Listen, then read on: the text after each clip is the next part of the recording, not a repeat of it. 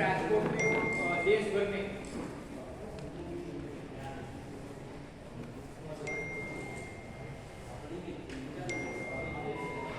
देश ही नहीं अपितु पूरे विश्व में जहाँ भी राम भक्त हैं बड़ी ही प्रसन्नता है, खूब आनंदित हैं। और राजकोट में तो उत्सव मनाया ही जाएगा। राजकोट के साथ साथ पूरे विश्व के राम भक्त सभी अपने अपने स्थान पर खूब धूमधाम से उत्सव मनाएंगे। भगवान श्री राम जी के जन्मभूमि में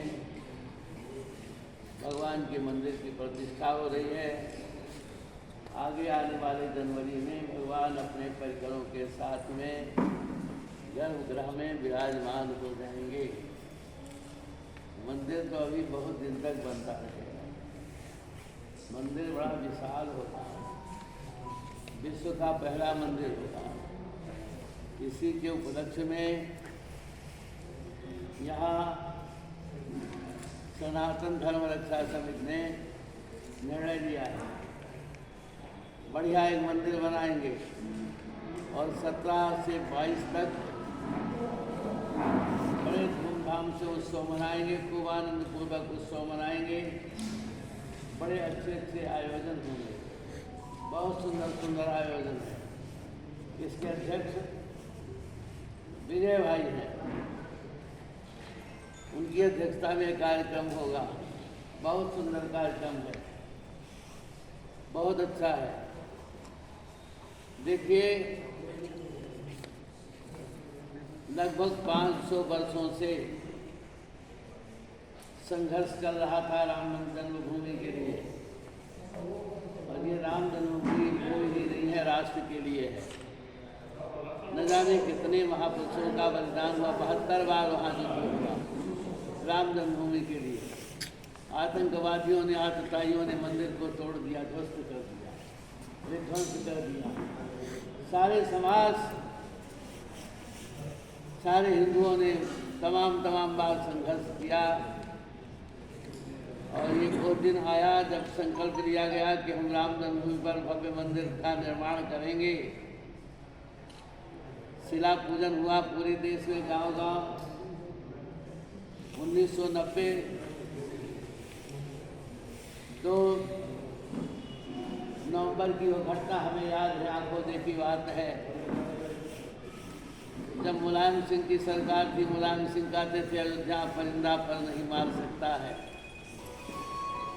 सारे राम भक्त पूरे देश के उद्वेलित होकर के अयोध्या पहुंच गए। जहाँ परिंदा पर नहीं मार सकता है,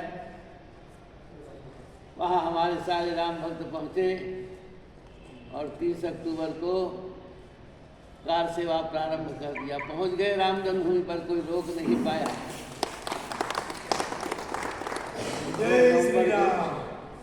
2 नवंबर को राम भक्त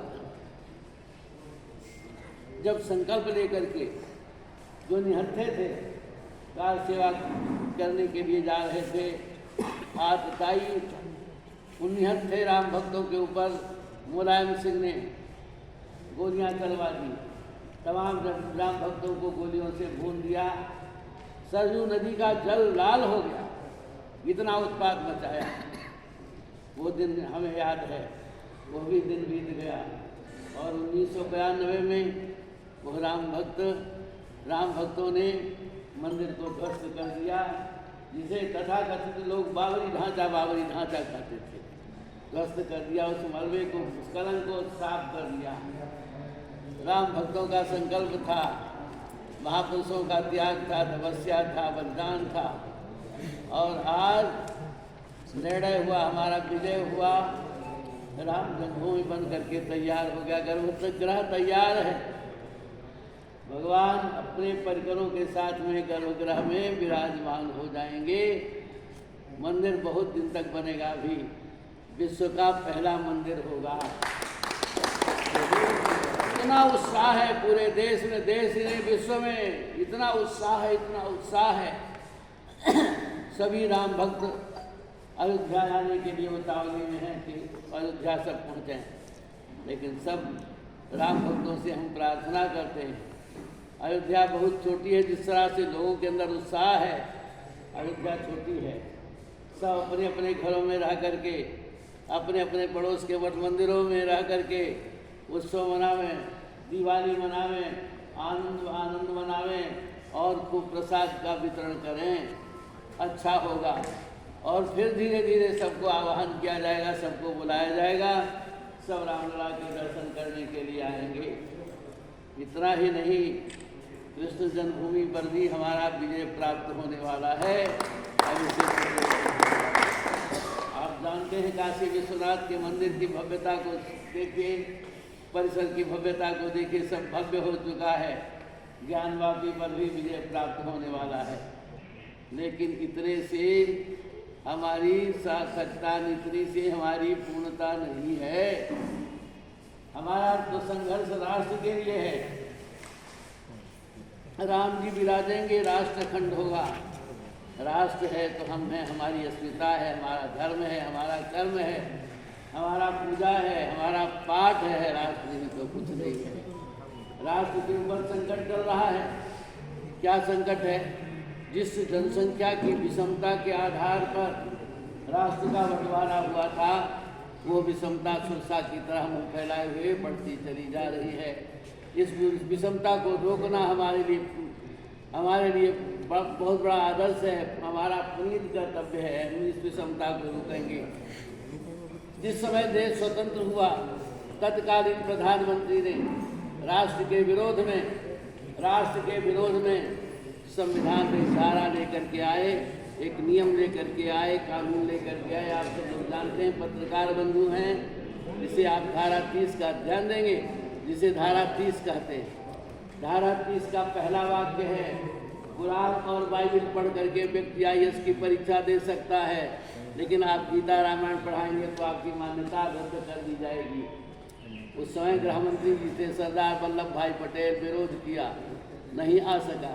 लेकिन दुर्भाग्य था, बेचारे बहुत जल्दी चले गए।